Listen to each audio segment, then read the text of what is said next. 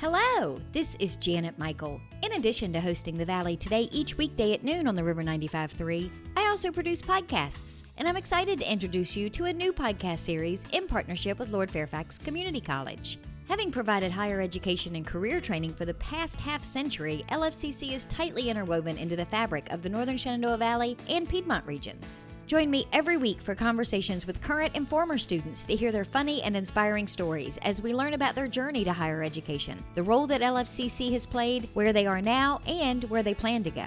We'll also talk to current and former professors about their experiences and best memories of LFCC over the past 50 years. Get every single episode as they're released on our website at theriver953.com under the podcast tab, or you can subscribe for free in Apple Podcast, Google Podcast, on Spotify, Amazon Music, wherever you listen to podcasts. Just search for LFCC Stories.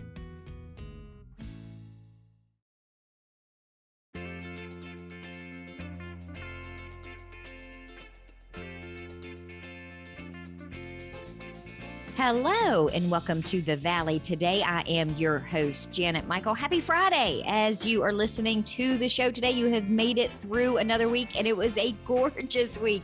Not a lot of heat, not a lot of humidity. Those are my favorite kinds of weeks.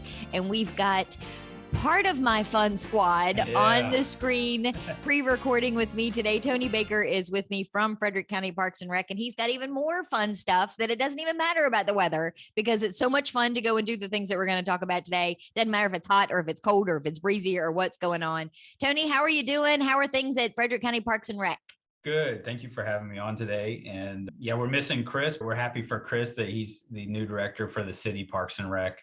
And we wish him well there. And we know he'll do a great job. He did a great job over here for 20 some years. It's a great opportunity for him and we're happy for him. I'm a little disappointed that he didn't already reach out to me and say, hey, I want my own show now. So maybe I wasn't as special to him as I thought I was. I'm sure he will take you up on it. We always had fun doing the show together. And I'm sure he will continue to do it for the city. So I understand that some of what we're going to talk about, at least initially, are the running events, because you got a lot of them and they're all going to be here before we know it. One of them is actually happening this weekend. That's right. So this Sunday is our youth triathlon. It's a swim, bike, and run event for youth. And it's 7 to, I believe, 14 or 15 years old. We have a pretty good, actually, registration going for it now. And it's something that we do at Shenandoah Park. We turn the whole pool area into a really official looking triathlon. We have a chip timer someone who comes and brings the mats and everything so the kids can get their race time.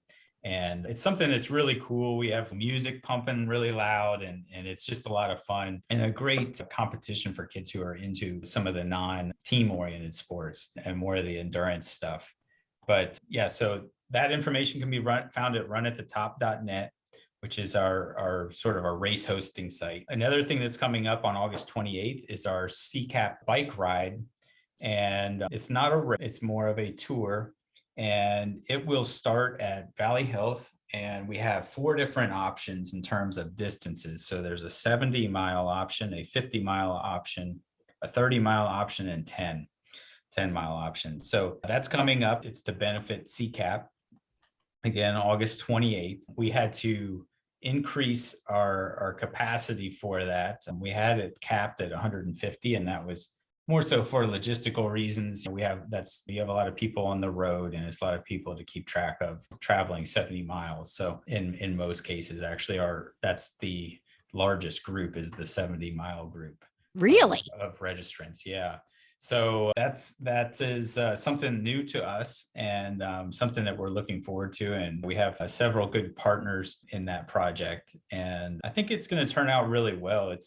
The registration for it has gone really well. We were going to cap it at 150 and we hit that much sooner than we thought we would. So we bumped up to 200 and we're kind of sitting around that 170 mark right now. So that's a really good turnout for the first year of it. And I think it's something that hopefully we have good weather and it goes off really well. May have to reach out to Andrea at CCAP. She's done the show with me before and see if she wants to maybe do a show and talk about that a little bit more right before it happens and maybe get you over that 200 mark. Yeah, that would be great. Yeah, we've been working closely with Andrea. This is was sort of Chris's last new project, I guess you would call it. But so, yeah, we're moving forward with it, and it's going really well with working with CCAP and the Winchester Wheelmen and some other groups that are, heavily involved in the cycling in the area. Now, when do you start gearing up and planning and doing registrations for the run that you do at the battlefield? Right. So the Battlefield Half Marathon and Relays, that is November 6th this year. And we have close to 70 people registered for it now, but we are entering what we kind of consider as our window of the most registrations. And that's typically from middle of August through the middle of October.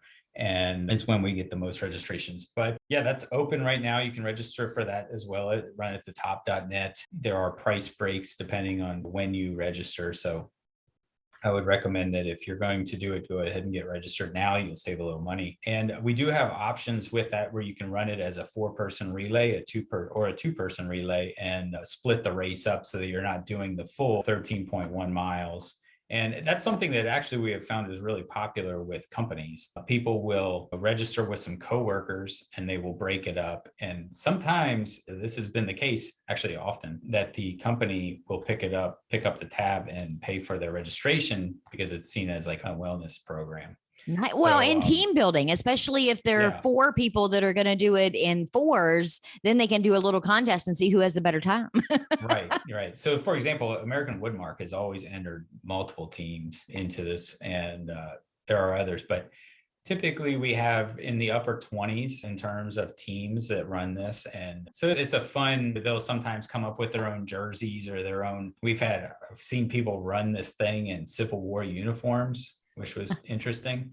But so it's just the Battlefield Half Marathon has become something that the local runners, they really get behind it and support that. This is a program that benefits the Watts program in Winchester. And we've been able to provide them with assistance over the last 6 years now and do it at a pretty high level. So I know that they appreciate what this program has brought to them, and we enjoy doing it.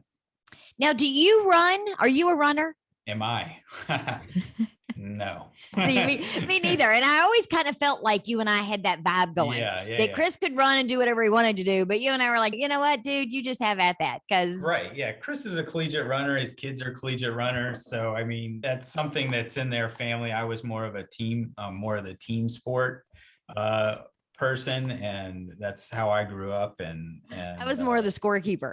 Okay. Well, yeah. So I did the running when I had to run. I don't really choose to run. So that's something that Chris, though, it's actually been a lot of fun. I was never really around running in the way that I have been over the last few years prior to that in terms of the competitive running, but it's been something that's been a lot of fun to be around. We do go to other races to see what they're doing, and we also go to other races to promote ours. And so it's a lot of fun going out and just being around. It's kind of an adult athlete community. And I've enjoyed that quite a bit. I give Andrew, because Andrew, our station owner, is a runner. And I always give him grief that I don't run to the car in a rainstorm. So there are very few occasions where I will pick up speed and the pace of my walking. Right. Yeah. But yeah, so those are some things that we have coming up running wise, the youth triathlon, the CCAP bike tour, and then the Battlefield Half Marathon and Relays. Those are all coming up here in the fall. Another thing is our fall running club for kids. Registration for that is open now. And that's actually something that we typically have close to 100 kids who participate in that. And it's something that they get entry into some other local races as well with their registration. Runathetop.net is where they can get information on the actual runs. And then do they go to the Parks and Rec department to find out about the running club for kids? That's right. You will actually be able to find running club information at Run at the Top as well. But yes, we do have that information for the running club at fcprd.net. Well, let's take a break. When we come back, can we talk about fall stuff? Because I know that's when you guys really kind of pump into overdrive when fall gets here. Can we go over some of the stuff that's happening in the fall? Absolutely. We're going to take a quick break. When we come back, we're going to continue our conversation. We are chatting today with Tony Baker from Frederick County Parks and Rec. We'll talk more with him about the fall programs and events that they've got coming up when we come back in just a couple of minutes. Got a financial decision to make or a goal to reach, but you don't know where to start? You've come to the right place. Introducing Quick Money Chats with the Northern Shenandoah Valley Financial Education Program. Visit tinyurl.com/quickmoneychat to schedule a virtual chat with a staff member or trained volunteer. We won't tell you what to do, but we will give you the tools you need to choose wisely. And because Virginia Cooperative Extension is part of Virginia Tech and Virginia State, your land-grant universities, you can be sure that our information is credible and trustworthy.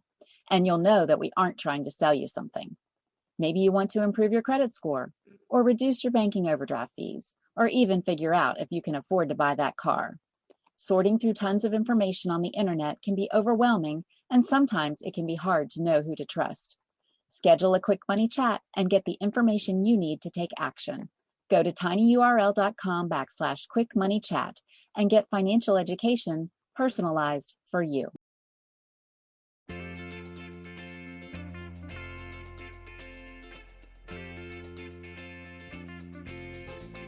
Welcome back to the Valley today. I am your host, Janet Michael. Happy Friday. As you are listening to the show today, we are pre-recording our conversation with Tony Baker from Frederick County Parks and Rec. And Tony, we got all the running stuff out of the way in the first segment. Runathetop.net is where people can go to get details about all the running events that you've got coming up.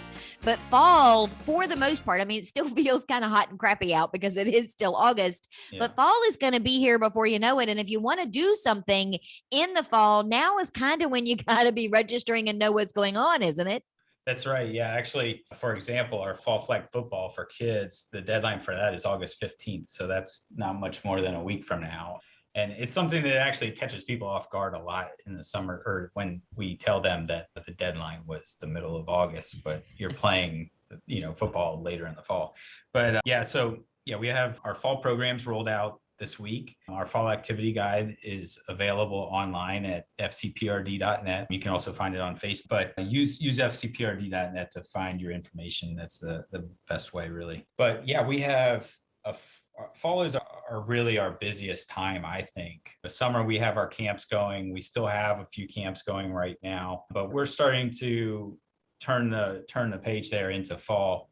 And our BasicREC school year program, the registration for that is open. It's open right now to only full-time. So full-time AM, full-time PM, or full-time AM and PM. We're going to be opening the drop-in program, which we call the daily option. That should be opening hopefully soon. We're trying to, as a lot of businesses are, dealing with staffing issues. And so we are trying to fill some positions in order to be able to open that daily option.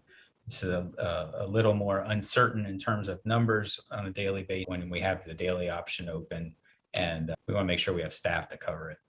It's a little different for you guys too in that particular program, because a restaurant can run on a skeleton crew and maybe they should have 3 waitresses and they're getting by with 1 or 2, but you guys have ratios of students to teachers of sorts that you need to maintain. So it really is kind of a big deal if you don't have enough staff. Yeah. So we have to maintain a certain ratio of student to staff, and right now we'll be able to handle what we typically have as a full-time participation. But yeah, not knowing how many you're going to have tomorrow is an issue when you don't have the staff. So right now we're working on getting staff hired and getting through the training and everything, and then hopefully we'll be able to open that daily option soon, because it is a popular thing. I mean, normally you would be able to select I need next Thursday morning because I have a meeting, so I can drop my child off at their elementary school and they'll be good. And then they'll just go straight from the program to school, and then you can pick them up after. And so normally that is a very popular thing. Just to let everyone know, the BasicREC program is a before and after school program in all of the elementary schools. It opens at 6:30 a.m. It closes at 6 p.m. So if you're participating in the program and you work over the mountain, Loudoun County, or if you have a meeting or an appointment or something after work, it's a good program to utilize to make sure that your child has someone keeping an eye on them. And And It's a we great do, idea. I mean, it's yeah, good quality daycare and it's at the school that they're going to anyway. It just exactly. makes it so much easier for the parent and I would guess transition for the kids too. I wish they had BasicREC when Josh was little, but apparently it took him growing up and going off to college before somebody came up with a great idea. Yeah, it really is a good, I mean, there is no transportation or anything involved. So yeah, your child is at their elementary school the whole time, and you don't have to worry about really anything exactly where they are. Now, the jobs, the staffing issues that you're having, the Frederick County website has Sure. all of the jobs that are available. People can go to, what is it, fcva.us, right? Yeah, Huh. /jobs. And see And what these jobs are and apply. yeah, and not only BasicREC, we have a lot of jobs open across the county, but just in Parks and Rec, we have maintenance positions open. There are several different BasicREC positions open. So I mean, there are a lot of positions open within Parks and Rec and the county for people to check out. Again, that's the fcva.us/jobs. That'll get you to the HR page, and you can check it out there. So in the fall, do you guys do the softball leagues or is that when they're Yep. even more popular than they are over the summer?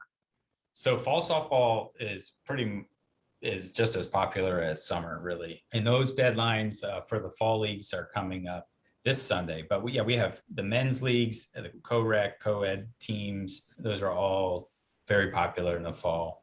And again, those deadlines are coming up this Sunday. I feel like those teams, they kind of roll from one season to the next, and it's just kind of keep on going. And then they get a little break in the winter, and then we have a spring training league, and it's a short thing, and then they get right back into summer. Yeah, those softball players are hardcore, man. They Yeah. work their work schedules and their home schedules and everything around that softball league schedule. It's a huge program for us, really. As actually most of our sports leagues are pretty popular. And then moving on down the line, the middle of October, which isn't that far off, it's 2 months from now, really, is when we will have our deadline for our youth basketball league, which in the past, typically we have over 100 teams that are playing in that. So it's over 1,000 kids that are playing youth basketball. Wow. Through Frederick County Parks and Rec.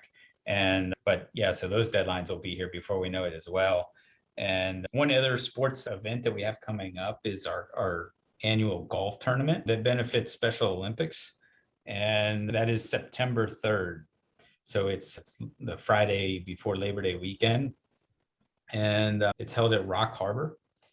But nice. That is a nice course. Yeah, so we have a lot of fun with that. And we see a lot of our sponsors and the people that are involved with Parks and Rec throughout the year that usually come out and play that. But registration is open for that still, and we're accepting teams. So if you're into golf and want to, support Special Olympics locally, that's a good way to do that. And then I understand you guys have a big band pool party. I think we talked briefly about it when you were on the last time, but you've kind of fleshed out the details for that. And it sounds like it's going to be a lot of fun. Yeah, it should be a lot of fun. So the big band pool party is going to be held August 14th. It's at Sharando Pool from 7 to 9 p.m. We will have the Yesterday Swing Orchestra, and it's $10. You can pay at the door to get in. It is a 50 and over program. But yeah, this should be a lot of fun. It's something that we were going to try to do last year, and with the way everything kind of shut down last year, we just never got it up and running. But so the big band pool party, August 14th, Sharando Pool, 7 to 9 p.m., $10. And we will have the Yesterday Swing Orchestra out there, and also a dance group, a swing dance group, I guess, from Harrisonburg will also be there to teach anyone who wants to learn how to swing dance. See, and I love it because I qualify for this. It's 50 and over. 50 and over. I don't have to run. Right. I don't have to get sweaty. I don't have to do anything. This is right up my alley. Yeah, just hang out at the pool and listen to some music. Now, speaking of the pool, before we wrap up, pool is still open. Sure. It stays open, through Labor Day? So the pool is open. It's every day schedule through the 21st of August. And then after that, it's just weekends. So through September 6th. And a couple of weeks ago, we went ahead and we dropped the time slot. So you don't have to register for a time slot anymore. You can the pool is just open from 11 to 5:30. Yeah, so August 21st through the 6th, it's only open on the weekends up until the 21st here. We still have a couple weeks left of it being open every day. Awesome. And tell me one more time, where can people go to get the fall activity guide? Sure. FCPRD.net. And it'll be right there on the homepage. You'll click on, it's a sort of a purple and pink and orange image for the fall guide. And that's got all of the programs from now through really the beginning of December. And before we'll be talking about winter. But fall is a very busy time of year for us. So check it out. And that guide is cool because it's interactive. If I'm looking at it on your website, I can click on something and then register right from that. But then you also give me the ability to download it as a PDF. If I want to keep like a hard copy that isn't really a hard copy on my phone or something, if I need to access it, I can do it that way as well. Right. Yeah. So the guide right now is fully electronic, and you can download it. There are links in there for registration. So if you're scanning through it, you can click on those and use those to get registered rather than trying to look up activity numbers and all of that. We may be moving back to a printed guide, keeping the electronic guide, but having some form of a printed guide. Some people want to have the physical material and be able to read that. But that's a tough decision to make, because I'm one of those that I like the paper. I'm still the person that reads printed books and not ebooks or anything on my computer. But my husband was pretty excited. The new game laws, they used to print those every year, and you could pick them up at Walmart or wherever to say what had changed with hunting season and all that sort of stuff. They didn't print those this year, and they're going all electronic. And he was pretty excited that he would have access to it on his phone whenever he wanted. And if he was out somewhere, he wouldn't have to say, oh, it's at home on the coffee table, I can't remember when whatever is. That's a tough choice to have to make. It is. And there are people who want the printed guide, and I think you're always going to have that. We haven't had a printed guide probably for almost the last year and a half now. And it's worked well, I think. We actually are just get that out to people. It's way more efficient to do it electronically.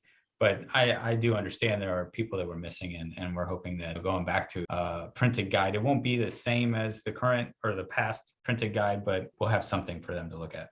It's kind of like those of us that are going to enjoy this big band pool party because we're 50 and over. We remember the Sears catalog where we would circle things that we wanted for Christmas. So you're even too young to remember that. Well, I do remember the pennies catalog, but the big band pool party is definitely somewhere where we might put a couple stacks of the printed guide. Good idea. It's definitely the group that wants it. So, So FCPRD.net for all things Parks and Rec, and then runathetop.net for all things running from Frederick County Parks and Rec. That's right. Yep. Awesome. Well, Tony, thank you for meeting up with me today. I do appreciate it. Yeah. Well, thanks for having me on. Have a great weekend. Get out, enjoy it. I understand it's going to be nice at least until Sunday. Might get a little bit muggy on Sunday. I'll have to have a conversation with Kent Miller about making our weekends a little bit nicer. I will meet you back here on Monday. I'll have a brand new episode of The Valley Today ready to go for you just a few minutes after noon.